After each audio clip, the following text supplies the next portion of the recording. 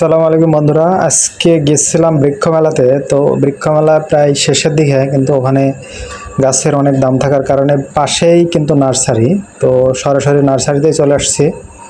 তো এখান থেকে মূলত আমার উদ্দেশ্য একটা আনার গাছ নেওয়ার, আর সাথে যদি একটা আঙ্গুর গাছ পাই সেটাও নেব। তো নার্সারির মালিককে দেখলাম একটু ভিতরের দিকে গেল, আর ওনারা আরও কিছু ক্লায়েন্ট হয়তো আসছে গাছ নেবে বলে। এটা এটা কি কি আতা? এটা মিশরি মিশরি আতা। চাচা নার্সারিতে অনেক গাছে আছে, যেমন ধরেন মালটা।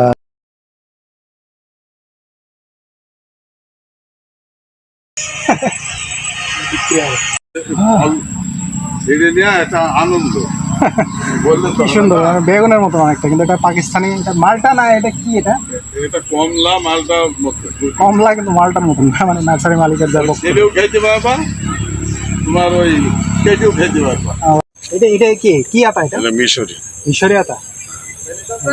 চাচা গিয়েছিলাম একটা আনার গাছ কেনার জন্য, কিন্তু কিনে আসতে হলো একটা জবা আর কিছু পাতাবাহার।